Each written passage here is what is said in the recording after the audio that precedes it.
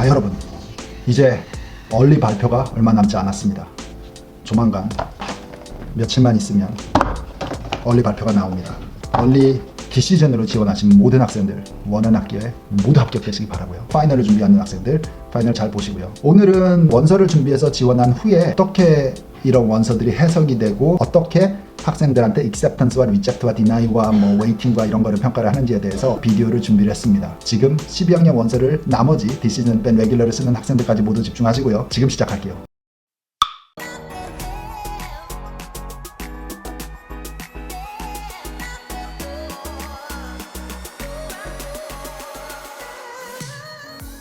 자, 원서가 접수가 되면 이 모든 원서의 요소들, 그리고 외부에서 들어오는 서류들이 있잖아요. 추천서라든지 학교 트랜스크립트라든지 SAT 스코어, 토프 스코어, SAT 서브젝트 테스트 스코어, AP 스코어, ACT 스코어 이런 것들이 다 날라올 거 아닙니까, 대학교 쪽에. 그러면 그거를 정리를 해야 됩니다. 제가 대학교 가는 시절에는 이거를 알바생들이 수작업으로 다 정리를 했어요. 그래서 중간에 예건 넣다가 이름 동명이인이 있으면 헷갈려서 안 들어가고 없어지고 이랬는데 요즘은 컴퓨터가 다 전산 처리를 합니다. 그래서 SAT를 예를 들어 3만 명이 지원을 했다 쳐요. 그럼 3만 명이 SAT 1등부터 3만 등까지를 쫙 다 컴퓨터가 정리를 할 수 있을 거 아닙니까? 그리고 영역별로. 그리고 그 옆에 학교 트랜스크립트는 해석을 해서 우리 대학교가 만드는 그 컨버티드 된 스코어 기준에 맞춰서 다시 또 내신 성적 1번부터 3만 등까지 이런 식으로 모든 게 됩니다. 모든 서류들이 다 들어오게 들어요. 추천서도 도착을 했고 실제 SAT 성적, 토플 성적 다 도착을 했고 에세이도 써서 제대로 내라는 개수에 맞춰서 도착을 했고 원서 내용도 다 써서 들어왔고 이런 게 되면 다 초록색 불이 땡땡땡땡땡땡 뜨겠죠. 우리 학생 쪽에서는. 그리고 대학 쪽에서는 그게 실제로 와서 다 모아졌으면은 이제 원서 확인을 할 수 있는 그 separate page가 따로 뜹니다.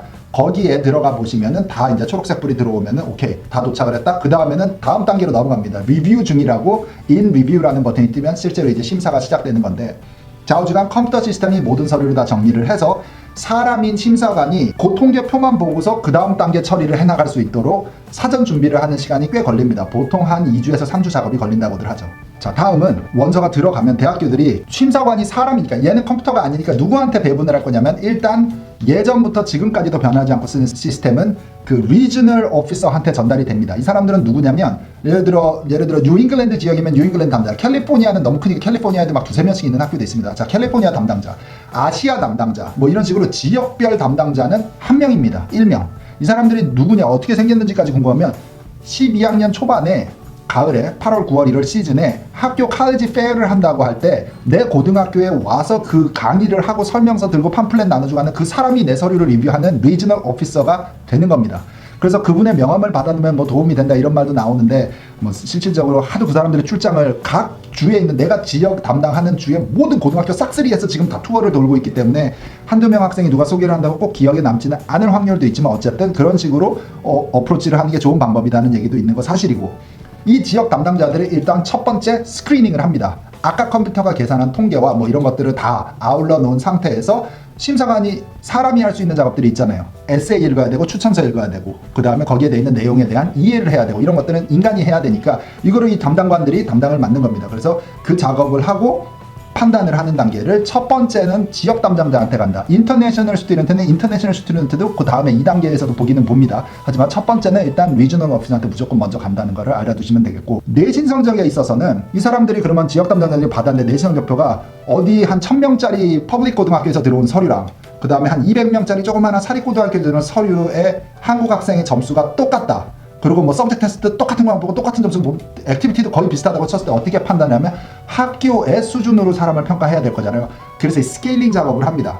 높낮이를 학교와 어디와 이런 거를 다 맞춰서 어느 고등학교에 몇 명에서 해야지, 얼마나 어렵게 가르치는 학교에서 얘는 얼마나 퍼포먼을 했는지, 아니면 얼마나 쉬운 학교에서 얘는 부족했는지, 아니면 그보다 더 잠재력을 발휘할 수 있는지 이런 평가를 하기 위해서 그것도 상당히 시스템적으로 대학교마다, 이 대학들이 자기네들은 그런 짓을 안 한다고 항상 얘기하지만 말이 될 수가 없어요. 수만 명의 원서가, 수만 개의 원서가 들어오는데 각 고등학교를 등급제로 나눠서 이발리웨이트 하지 않으면 이거는 그냥 거의 찍기식으로 사람을 뽑겠다는 겁니다. 그럼 저 고등학교에서 A- 나오는 애랑 이 고등학교에서 A- 나오는 애를 비교할 수 있는 가운데의 공통세로는 SAT 같은 시험밖에 없다는 건데 그걸로 요즘에 너무 불충분합니다. 그러니 구체적으로 파고 들어가서 저 학교 A-와 이 학교 A-가 어느 게 질이 더 좋은 거냐를 미리 사전 작업을 통해서 고등학교들을 스터디를 해놓는 거죠. 그리고 자기네 전산에는 그게 이미 다 들어있고, 없는 학교들은 고등학교에서 원서 올 때 수student 프로파일이 오니까 그거를 검토를 하면 되는 것입니다. 자, 지원서가 이제 다 되고 나한테 이제 심사관들한테 배정이 오면 심사관들은 그러면 어떻게 작업을 하고 심사관이 도대체 한 명이 보는지 두 명이 보는지 팀으로 뭐 다수결로 손들어 뭐 얘가 합격이라고 생각하는 사람에서 팀회의를 하는지에 대한 설명을 하는데 여러 다른 시스템들이 있지만 보편화돼서 제일 많은 학교들이 주로 쓰는 미국 학교의 대표적인 예들만 다이어그램을 그리면서 제가 설명을 한번 이렇게 보세요. 원서가 처음에 들어오면은 칼리지 어드미션에서는 어떻게 나눠지냐면은 사람들이 보통 한 1에서 5점의 점수로 나눈다고 칩시다. 뭐 1이 제일 좋다고 치든 5가 제일 좋다고 치든 그 다음에 여기서는 캐테고리들이 나눠질 거 아니에요. 어떤 캐테고리 있을까 보면은 캐테고리는 뭐 테스트 스코어들이 있겠습니다. 자, 그 다음에 GPA 관련 학교에서 뭐 출결석 이런 거 다 들어갈 거고요.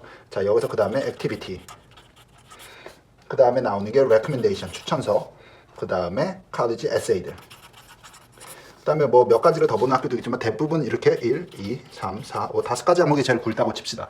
근데 이 중에서도 이게 끝이 아니에요. 테스트 스코어라고 하면 여기서도 막 나눠집니다. 사실 SAT, 뭐 ACT 둘 다 내는 사람, 토플 내는 사람, 그 다음에 뭐 AP 스코어들, SAT, Subject Test 스코어들, GPA도 과목들이 있지만 여기서 Attendance와 Tardiness도 들어갈 거고, 그 다음에 이 안에서 평가되는 학교마다의 점수들, 또 웨이트, 언웨이트 이런 거 다 계산이 들어갈 겁니다. 그래서 1에서 5 중에 뭐 어쩌냐 이렇게를 뭐 여기서 체크를 하는 겁니다. 자, 뭐 여기 체크, 체크, 체크, 체크, 체크 뭐 이런 식으로 이렇게 돼 있는 표를 만드는데 전체 시간이 대부분 10 minutes.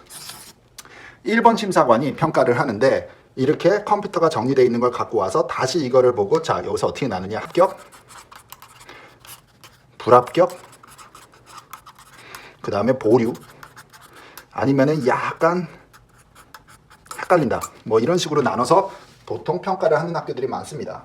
자, 여기서 이거 뭐 영어를 바꿀까요? 여기서 accepted, deny, 그 다음에 이거 뭐라고 할까요? likely, 자, unlikely 이렇게 했다고 치면 이 중에서 한 명이 accept를 했다고 그 사람이 그냥 바로 합격이 가는 경우는 적습니다.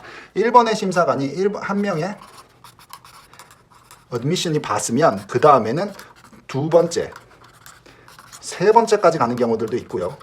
보통 이 첫 번째 이 사람은 한 1년에서 3년 정도의 경험을 가진 어드미션 오피서가 될 거고 두 번째 보는 사람은 이 사람의 이제 보스 정도가 됩니다. 그러니까 한 10년 정도 안팎의 경험을 가진 어드미션의 이제 어드바이저 되는 시니어 어드바이저급이 되는 사람이 두 번째를 보고 아이비리그 중에 몇몇 것 이렇게 둘이 보고서 예스가 나오면 자, 예를 들어서 여기가 이제 지역 담당자다. 그럼 리저널 오피서가 뭐 합격이 나오고 여기서도 봤는데 합격이 나면 둘이 오케이가 나면 세 번째 사람 거치지 않고 바로 합격이 나가는 경우들이 많고요.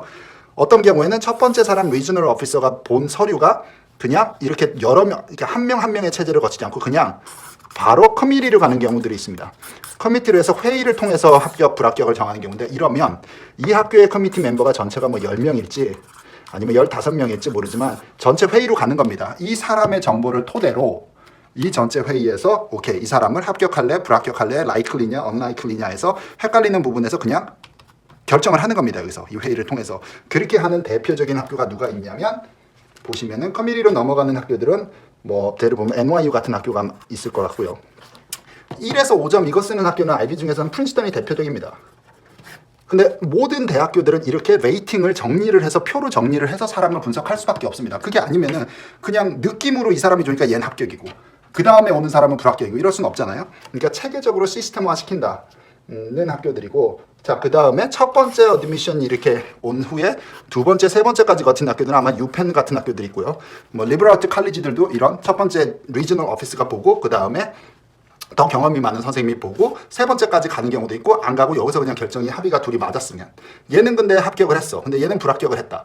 그러면 이 사람 세 번째 사람은 이 두 사람의 정보를 듣고 판단을 하는 거죠. 뭐 이런 식으로 해서 거쳐가는 학교들도 리버럴 아트 칼리지들도 이런 제도를 많이 씁니다. 자, 어드미션 커미티에 대해서 설명을 해볼게요. 어드미션 커미티는 이 리지널 담당자들이 다 모여 있는 그리고 보통 얘기예요. 3년차 미만인 사람들이 일단 퍼스트 스크리닝을 하고 한 8년에서 10년이 된 시니어 어드바이저들이 그 다음 세컨드 라운드는 리뷰를 한다고 했죠. 자, 그런 식으로 할 때 모든 사람들이 다 합쳐서 회의를 들어갈 때가 있습니다. 그래서 예를 들어 뭐 웨이트리스트 된 상황도 그렇고 디퍼 되는 상황도 그렇고 디퍼를 주기 전에 지금 그냥 얼리에서 합격을 시켜버릴지 아니면 얼리에서 합격수를 미니마이즈하고 그냥 다 디퍼를 주고 나중에 레귤러에서 섞어서 판단을 할지 이런 것들에 대한 회의를 여러 사람들, 그러니까 뉴잉글랜드 지역 담당자 혼자서 결정할 거 아니고 캘리포니아 담당자 혼자서 결정할 거 아니고 중부, 아시아, 뭐 이런 유럽, 이런 전 세계의 모든 리전을 담당자를 하고 있는 사람들이 다 한 테이블에 앉아서 보통 대학교들은 한 10명에서 15명 됩니다. 큰 대학교는 뭐 더 갈 수도 있죠. 캘리포니아 학교들은 더 크니까는 더 이런 스테이트 스쿨들은 더 갈 수도 있지만